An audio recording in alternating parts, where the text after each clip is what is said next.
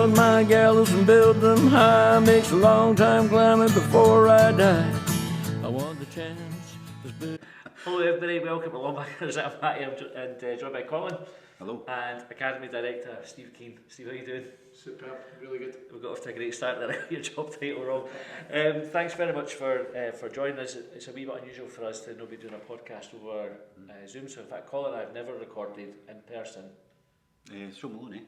Oh, actually, I'm doing well today. We did one with Sean Maloney, so we've done it once.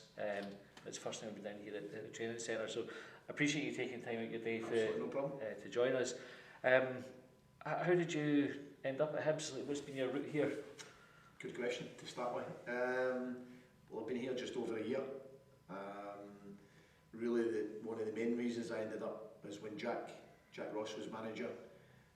We were working together on coach education for the Scottish Football Association, and then Jack mentioned to me that the club was looking to fill the position of academy director. Would it be something that would interest me? I've done it before at previous clubs. So I came up, had a look around initially, and then I came up and spoke with Ben, Ian, and then the chairman on Zoom. And it's just sometimes when you meet people, you just get a good vibe, and it felt like a really good fit. So here I am, 15 months later. What was it that jumped out for you? I know this might sound silly, but it's probably I've not coached in Scotland. I left Scotland a long time ago and predominantly working in England. Worked at different clubs in the Premier League 10 years and different clubs in the Championship for 10 years, and then I was abroad at different clubs. So a good time to come back to Scotland, and I felt that there's a lot of things that we could add. In England there's obviously a bit more funding if you're a Premiership club, definitely. If you're a Championship club and you've got parachute money, there's more funding, so academies and development programmes are a little bit more easy to formulate and come by, and I seen that we didn't have that, so I kind of blank sheet that to speak with Ben, and Ben's obviously been at Norwich in his previous roles, and he's experienced the English system, so I felt it was a good time that I could come in and help to build something that could go towards getting players into the first team. So probably looking at it kind of slightly upside down, it was what we didn't have.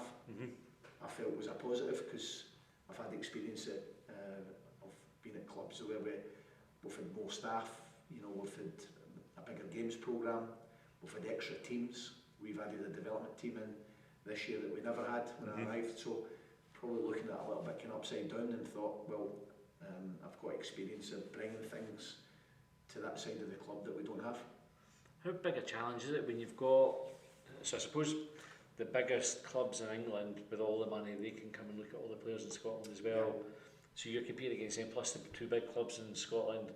How big a challenge is it to try and still get the best players that you can in the door at youth levels? It's difficult, but I think the biggest thing that you can show players, young players, and especially parents, is that there is a pathway. You've spoke about the old firm there. It's difficult to compete with them financially. The old firm would probably agree. It's at youth level, it's hard to compete with the Premiership clubs financially, even at youth level. The old firm against the Premiership clubs. So I don't think we're going to match the old firm for a financial gain at the moment, but we can show pathway.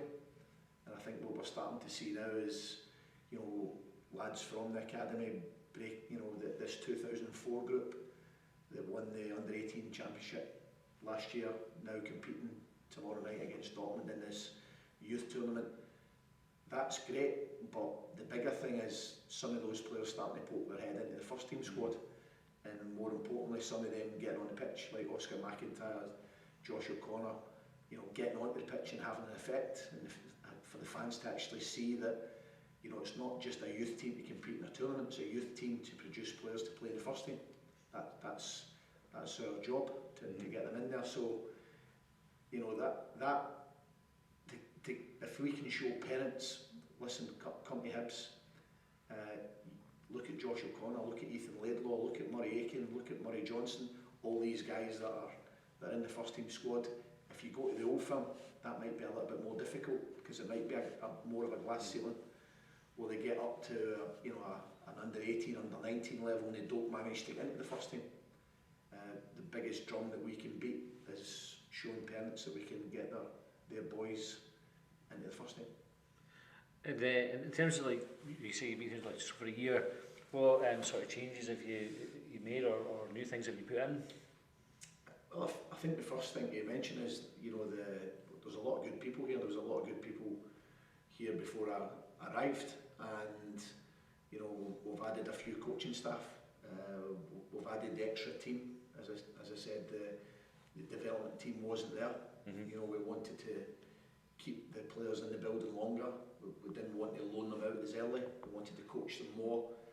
We've seen the fruits of that now. In this competition, we're playing in Europe, but we're also playing in the reserve league now, where only last week we played against Livingston, and David Martindale decided to bring most of his first team here to HTC.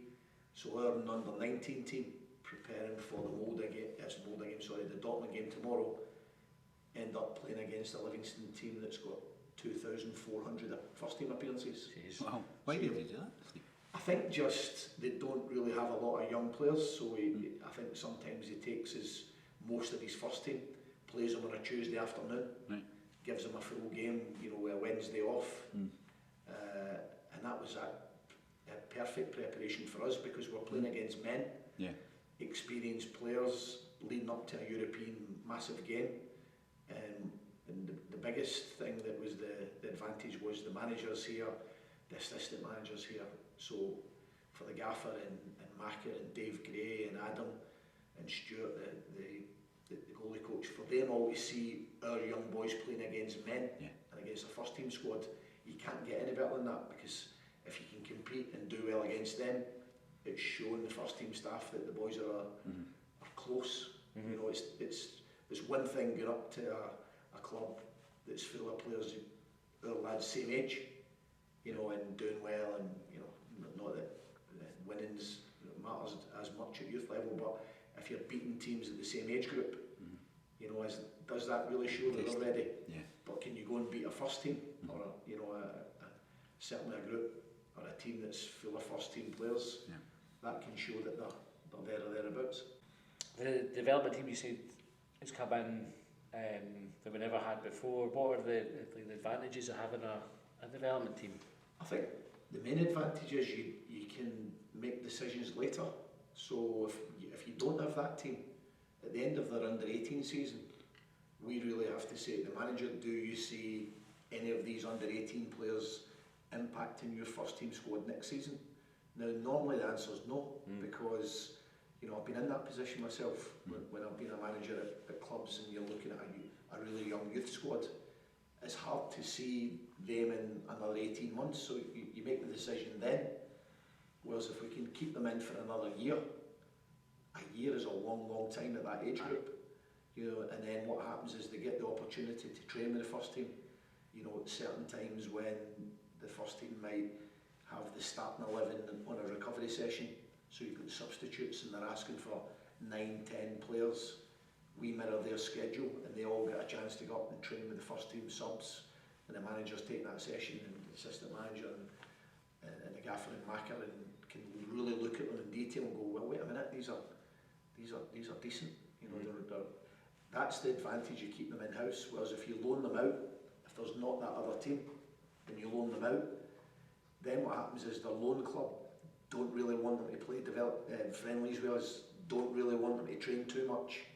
They want that loan player for themselves, and then I think the player as well becomes a little bit disconnected, because you're almost saying to them, we want you but we don't want you, we want you but we want you to go on loan and not be a part of the club. So I think there can be mixed messages there. Whereas with this development team that we have now, keep them in the building that extra year, push some of them even closer to the first team. That's not to say that they won't go out on loan, but if they do go out on loan, the likelihood of them staying in a first team, I would suggest, is much greater being that they're a year older. Yeah. You know, if you go out as a 17-year-old boy and you're asked to go and compete and play in a first team and you lose the game, then you lose the next game.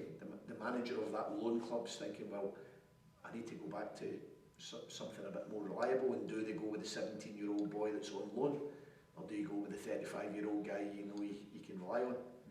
That's the challenge of a loan at an age that might be a little bit too early. Whereas if they go and they're 18, almost 19, they're a little bit more of a man, and then if they do take that loan, they're a year further in their development and potentially would stay in a first team longer.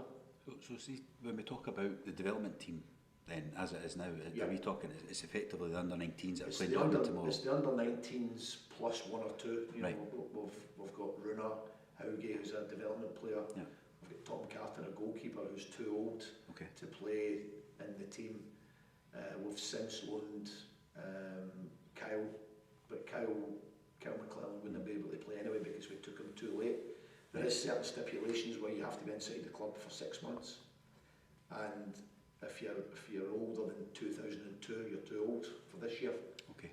So we're probably one of the youngest teams in it. Myself, Ajax, Dortmund are slightly older than us, but myself and Ajax are probably the two genuine under-19 teams in the competition. Right. And that's because I think that's where some of the confusion, certainly for me, has came with the development team, because we had Tate, Yes. Melker, so Dan he's talked Dan Mackay, Mackay, yeah. so then they were Yeah. kind of get out. Yeah, so those guys, they're a bit older, aren't they? Because they came from. Yeah, that is I mean, this tournament that we're playing in, the youth tournament, the European one, is basically an under-19 tournament, and you're allowed one or two overaged players. We don't have any overaged, Right. just because the ones that would have been able to play, like Jack Bryden, Jack's since left the club, and he wouldn't have actually been able to qualify anyway, because you're not allowed to have too many loans.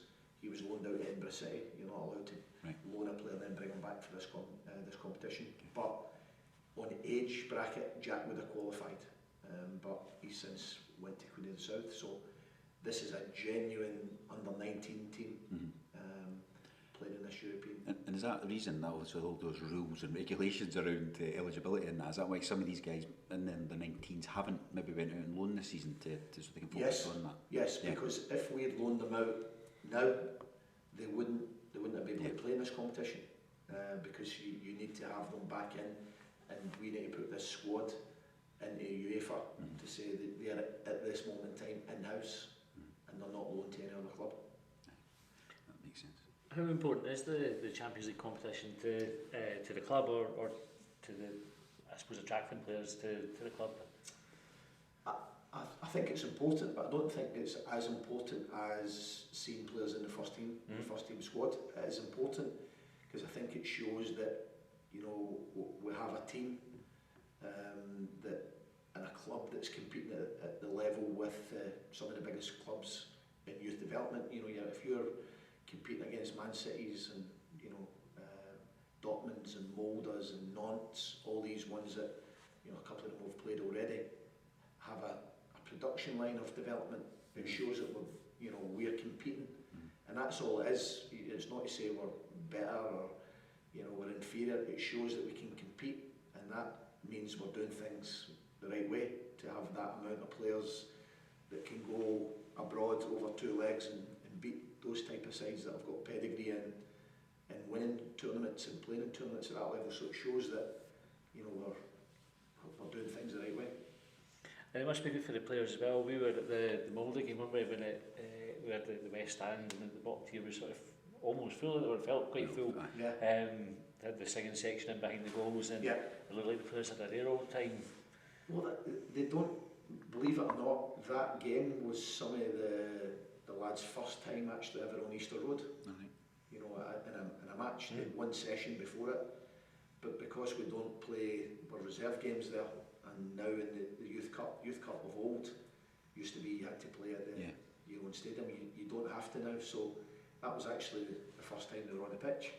So you feel the pitch, the dressing rooms, the atmosphere, and the noise that the fans made. Like tomorrow night, we've sold, I think, 5,500 tickets already. We'll probably get 1,500 or 2,000 that will rock up on the night. So we're going to have a massive crowd, even bigger than the mould again. So for the young boys to feel that is massive, because if you don't feel that, you can actually step into your first team debut and you've never actually played in front of that type of crowds, actually on your own ground. As crazy as that sounds. So for us to play at Easter Road in front of our own fans, and the crowd's going to be huge, is massive for their development. It's live on TV as well, I think it's on BT Sports maybe? Yeah, and I know UEFA are streaming it on there. You know, it's one of the games that they've chosen to live stream, so it'll be superb, and the audience will see it. And if you had to see the amount of scout requests you have, you've got 40 or 50 scouts from all over the world coming to the game. Can we just deny those ones? Who are you coming to see? It's next. Lots of German boys, but so in terms of the overall sort of setup of the academy and stuff, how does it work? Who have you got responsible for different areas up sort of through the age groups? And well, the first thing is, you know, I'm the head of the academy, but I've also, you know, got a big team behind. You know, I've got Gareth Evans, who, you know, is superb. Gareth's a great coach. He leads the under-18 group. We've now brought in Darren McGregor. Baz is now in with us, you know, assisting at that age group, and also assisting myself and Gareth with the development team. We've got Kevin Brax. Brax is a great, very, very experienced coach who working with the real young ones. We've got Guillaume Bouzelin that I brought in. I brought Boozy in. I know Boozy. I actually coached him when I was at Coventry, and we took Boozy for a couple of years, and he was superb. When I heard that he was potentially leaving Hamilton, we nipped in and we got him and brought him back to the club. So he does a kind of middle age band, you know, 13s and 14s. And then at the older age group, 15s and 16s, James McDonough. James has been here previously, then he was manager at Edinburgh City for a while. I know James through working with him in the SFA and coach education, which he does and I do myself, help coach coaches. So James, pro licence coach, very experienced and great with that kind of older age band. And then we have full sports science and full size medical department, so very qualified staff. And you know, we've also got assistants that the lads that I mentioned, they're all full time, so it's not as if they're part time. But then we have other part time coaches that help as well in the evenings. Jimmy Bruce, Steve Noble, to name a few. We've got a very, very good staff. And I was going to say James McDonough, he was actually an assistant head coach when under-19s won the double back in 2003 or something like that? 4? Late in that, 2007 maybe? Was it? I remember interviewing him for the club website. He's a really nice guy, he's a very, very good coach as well. So what would like your ideal pathway be for a player coming in? So they're sort of reaching that stage where they're going to be too old for the youth, but ready to be knocking on the first team's door. What would an ideal pathway look like for a player? I think it depends on a lot of things. You know, sometimes physicality's got a big part of it. You know, we'll see tomorrow night, you know, a tremendous technical player, Malik Zaid. Now Malik's a 2004, but he's got a very small frame. You know, he's light but incredibly quick and technical. He's probably going to take more time. We're going to have to wait for him to mature and get into a point where he can actually perform at first team level. Well, you might have somebody a little bit more powerful, you know, an Oscar McIntyre, who can go in and compete physically, albeit that they're the same age. So the ideal pathway, to answer your question, is never ideal because it's different and it's probably bespoke for every different player. You know, some will need a loan, and like I've mentioned, to wait for him a little bit. Some might not even need a loan. Some can be in that under-19 group, poke their head through like Oscar or Josh O'Connor, and the first team say, well, no, we want them to be part of our squad next year, and they don't go out on loan. It depends, and it also depends on who the gaffer has in the building. You know, if he has enough strikers or enough left backs, or you know, sometimes it's about just who's, you know, it's about looking at the depth chart of the club and where the gaps are, and sometimes you can accelerate your own development as a player if the first team have not got that, and you've exposed yourself in a really positive way with your training and your game time. You might just take one of those spots. So I don't really think there is an ideal, you know, the ideal one would be they never get on loan. Aye. And they all make it to the first team, but we know that that's not going to happen. So, you know, there's lots of bumps in the road and lots of twists and turns, and we just need to make sure they keep getting better. And if they need to go on loan, or, you know, they're not in the team for X amount of weeks, how can we keep them improving? So the ideal pathway and scenario is, I think, it's different for each and every one. And how many games, so this is one of the questions that I've been kind of banging on about, if you want to call it that, and I've seen people talk about, how many games are the guys actually playing? Because we don't see an awful lot of match reports or comment on it. We obviously chose not to go into the Lowland League, which I don't disagree with, but it would be interesting to hear why. And then there was talk 23s games again, under 23s English teams, the reserve league, but that doesn't seem to happen very often. So we're not really sure how many games they've actually played since the summer. So how many should they play and how many have they played and all that kind of stuff. And to answer it quite bluntly and clearly, I think young players need a game a week, but we don't have a games programme that gives us a game a week. So, for example, this month coming up, you know, we happen to have 4 games. So we've got a game every Tuesday, the Dortmund game being one of them. So that's the ideal scenario. You play every Tuesday, and you play either a reserve game. We're in the League Cup, the Reserve League Cup. You play a league game, and if you don't have one of them, you have some type of competitive friendly. That would be the ideal scenario. And then what that does is it keeps them up to speed, and it lets them then still train with the first team quite a lot of the time if needed, and then be on the bench for the first team on a Saturday. I think the difficulty if you're in the Lowland League is you're actually playing at the very same time as your first team.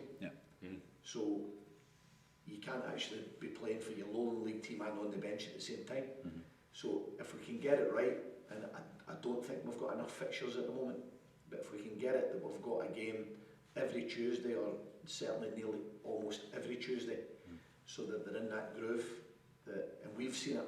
We've had the last 3 weeks where we've played weekend, you know, the last 3 weeks on the bounce, and just the match intensity and the kind of game, the ball speed in the game, you know, you can actually lose that if you don't play enough games. So we've got that back, playing Livingston, Dundee United last couple of weeks. But I think you need a game a week, and if you don't have a game a week, you regress, because you can train all you want, but we want to produce football players, not football trainers. So a game a week would be ideal, but at the moment we don't have that, and we're trying to kind of invent games. We're going to go down to Man City, we're going to go down to Newcastle. You know, we've got a budget to travel and for them to come up here. So a game a week would be ideal. And obviously the decision not to do the Lowland League, was that the fundamental reason we can't get them on the bench, or that was one of the reasons. Yeah. One of the reasons, you know, and we didn't really see the path that was going to continue. I don't know if the Lowland League clubs will want the Old Firm and Hearts for too much longer. I don't know. There is rumours that, you know, they want them to leave that. Because it was a temporary decision anyway, I think, wasn't it? Like a 2-year sort I of loan don't almost. know, but you know, our thinking was if we can get them a high quality game every Tuesday, and then they can train with the first team when required, then they can play in the first team and be a part of the first team squad Saturday. We've covered both bases. Whereas if we go into the Lowland League, we're almost run like a separate club. No, I agree. And the standard, I would assume, my belief is the standard isn't as high anyway. Like it's more maybe competitive. You get the competitive side, but the Lowland League standard probably isn't going to help them develop. Because if you were going to get them competition, you would want to put them on loan to a higher level than that. So Yeah, it's a difficult one because I can see it both sides. You know, you play in the Lowland League, it's more competitive than the Reserve League. You know, you play on a Saturday, you know, it's that week where you're leading up to a game. I get that, but would we have had Josh O'Connor, Oscar, Murray Aiken, Murray Johnson on the bench for the first team if we were playing against, you know, a Lowland League team? Probably the answer is no, because the maths just don't add up. Would we have had them on the bench if we didn't have that transfer window as well, though, where we managed? Because it was only recently they've managed to create space, so was that crucial in that part of the... Yeah, and that's full credit to the gaffer. I mean, he was very vocal in saying that he wanted the young boys to be a part of the club going forward, and he wanted the clear space, he wanted more quality in his own squad, and he wanted to see that there was a realistic chance of the young lads getting through. So that's credit to him that he used that window to clear a lot of players, help them progress their career at other clubs, and then, you know, bring a lot of our lads in. I was actually just going to ask about that. How involved were you with the manager in those conversations to say these are the players that we think are ready, and is there a point when you've got a player that's knocking on the door that you will be sort of nudging the manager to say, No, have a look? No, I think, I mean, we're here, we work together, and he knows, I think he knows the players that, you know, he sees closer than others, you know, and, you know, nearly every day there's some of them involved, and he knows them all inside out. So, you know, I don't need to say to him, listen, look at this guy, look, he knows them all, and that's credit again, because he's taken the time and effort, as all the first team staff, to get to know the young boys. And I think when they go up in the train, you see the ones that are ready and the ones that, you know, are maybe need a little bit longer. So I don't need to knock on his door. He knows the ones that are going to be involved in his squad in the up and coming games, and probably the ones that will be part of his full squad next season.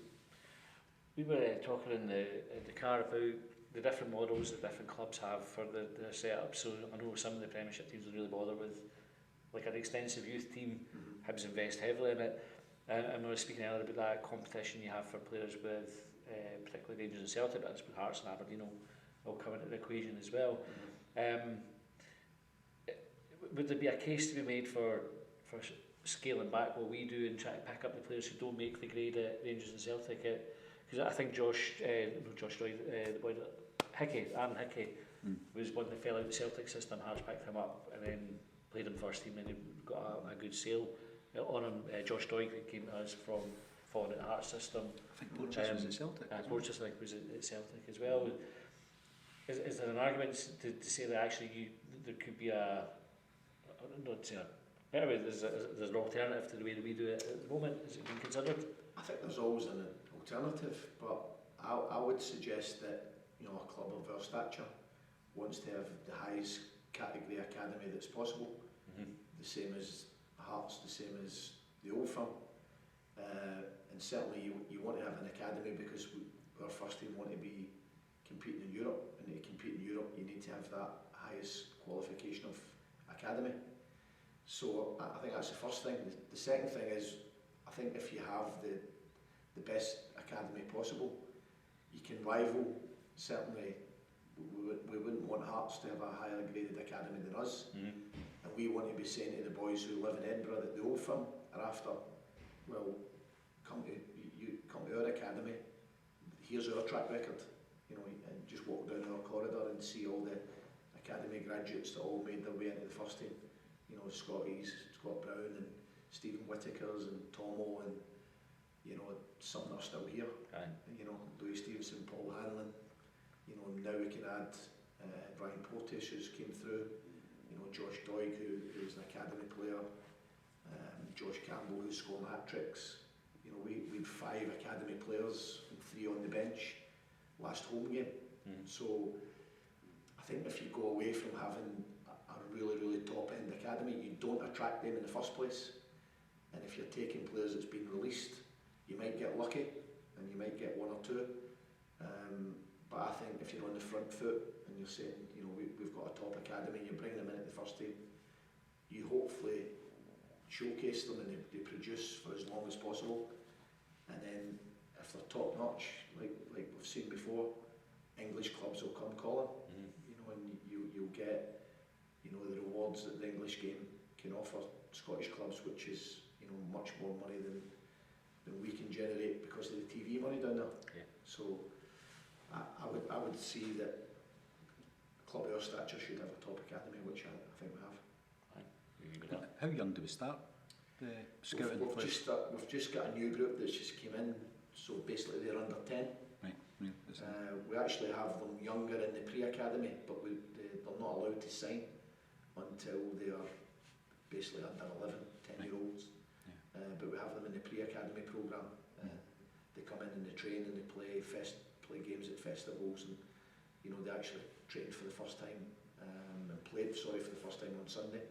So we start them at that young age, and hopefully you keep them in the system. And do you think that's like, do you think that's a good age to get them, or do you think it's too young, or like? No, I think it's about right. I think when you go down to the 4s and 5s, it's maybe a bit early. It's not tall enough, it's not big enough.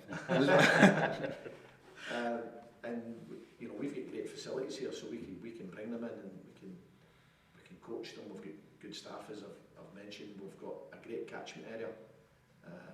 So no, I think that's about right. When you're getting them, you know, you're hoping that they're going to be, before they become full time, you've got them for 6, 7 years, and then they're turning full time. Do they sign annually? Like, do they? Yes. So it's like a sit down. You were not keeping you on, sort of style Yeah, conversations. we release very few. Right.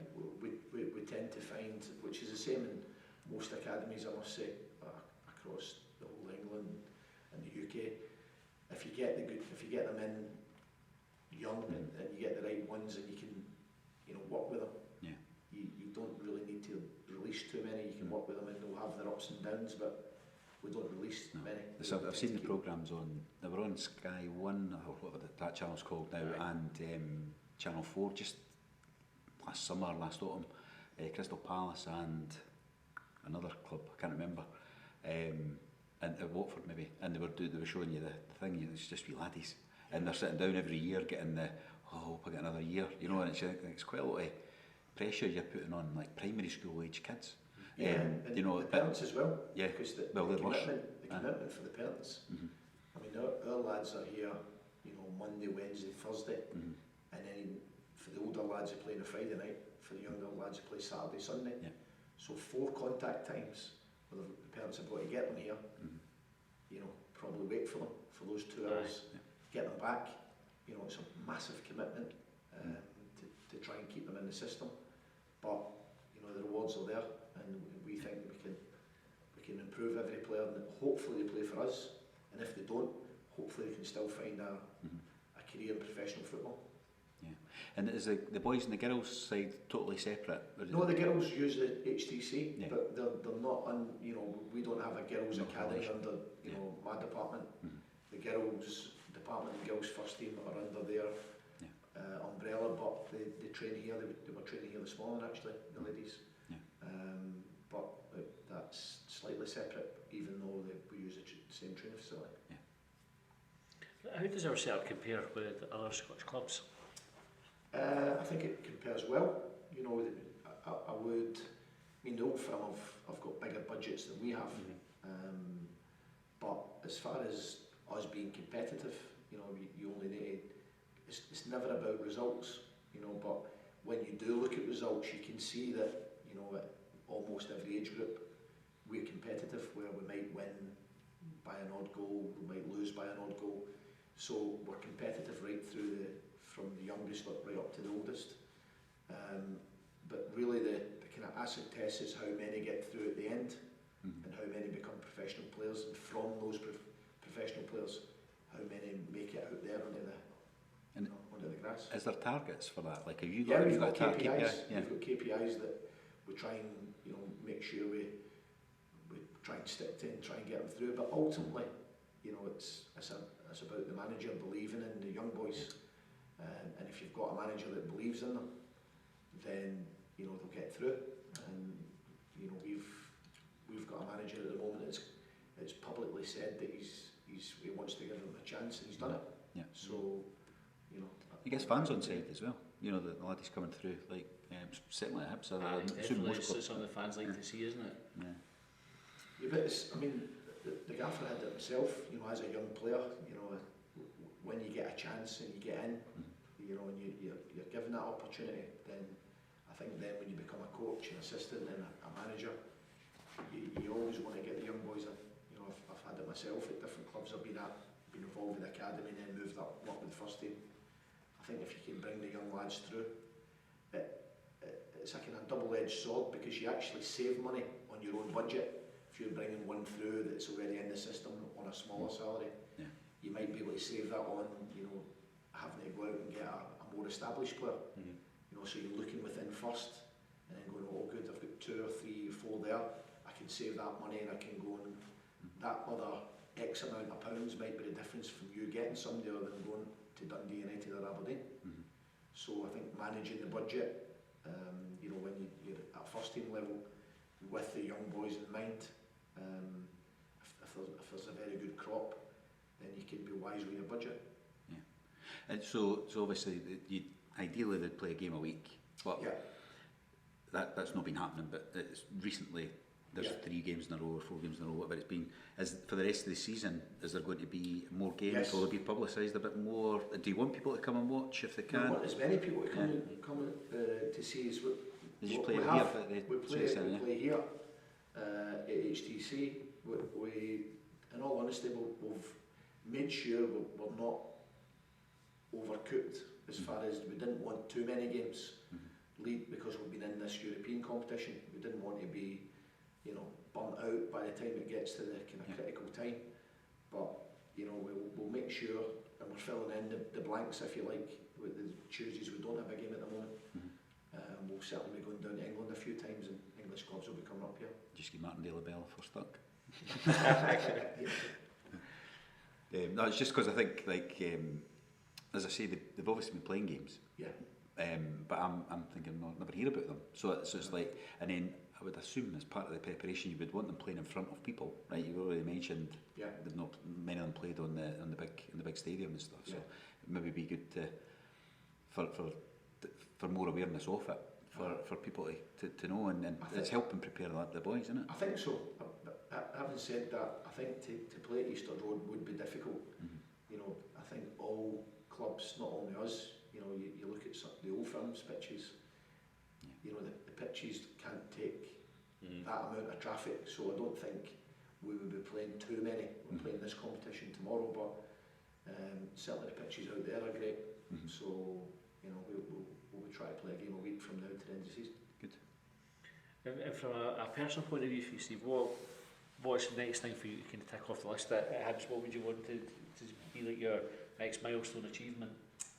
I think just to get more young boys in the first team and get them starting. I mean, it's good that they're involved. If we can get a few of them pushing into being starters and not subs, you know, but that takes the time it takes. They have to go in there and make sure that if they do come on as a sub or they get that little cameo appearance, they shine. Then they get a squad number, then they're a part of the manager's squad that comes off my budget, it goes on to his, and they're established first team squad members. Can they then go and become a first team starter? So the more we can get in there, the better. And you know, certainly continuing in this competition will show that, you know, we've got a crop that are, you know, up there to be reckoned with. So I think tomorrow night's a massive game, and if we can get through that, I don't think there's any Scottish club that's ever been in the last 16 at this level, so that'll be a massive milestone. Another first for the club as well. I suppose just like that, you got anything? No. We just said that the last thing that's sort of come up and there's been a bit of noise about recently is players like Josh O'Connor and Ethan Laidlaw getting tied down on contracts. Is this work happening in the background? Or? Yeah, it's kind of well underway, you know, and you won't be surprised to know that even young boys at that age now have agents. So, you know, Ben Kensel, our chief exec's been well across that, and that's all progressing well. That we've offered contracts to, you know, the lads, and really we just want to kind of get this game taken care of tomorrow night, hopefully get in the next round, and hopefully get all them tied up, you know, for the not only the immediate time but for the distant future, and get them in the first team. Nice. So are they, just to come on that, sorry, if they're being offered a contract, are they being offered a first team contract, or is it an extension of development squad? There is no different contract. Oh, okay. You don't have on your contract that this is a development contract, it is a contract Right. for the club. So they're on your budget or Lee Johnson's budget? At the moment on mine, Right. yeah, they're Okay. on Until- the academy budget, Right. until the manager decides that this one, that one and that one are Permanent, so it makes first it more team permanent. players. Right. Then the first team squad players, then you would go into the first team budget, but it's the same contract. Aye. It doesn't Okay. say academy contract or first, it just says Hibernian Football Club contract, so. Yeah. Um, So just, I suppose, an extension on that, and just, I think we're just about to wrap up there, but it sprung to mind. The last transfer window, no, not the January one, but the summer one, where the recruitment was heavily focused on sort of development players.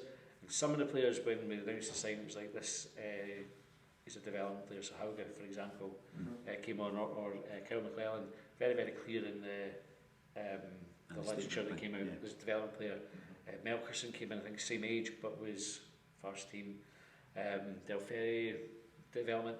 When we're trying to attract these guys to the club, do you have that conversation with them to say, actually, the expectation is you're going to sit outside of the first team for maybe a year, or how do you handle that conversation to get them in? Well, I think first of all, honesty has to be the key, where they're not the young ones that are coming from abroad. You know, you've mentioned Runa Hauge, Alan, Delphia.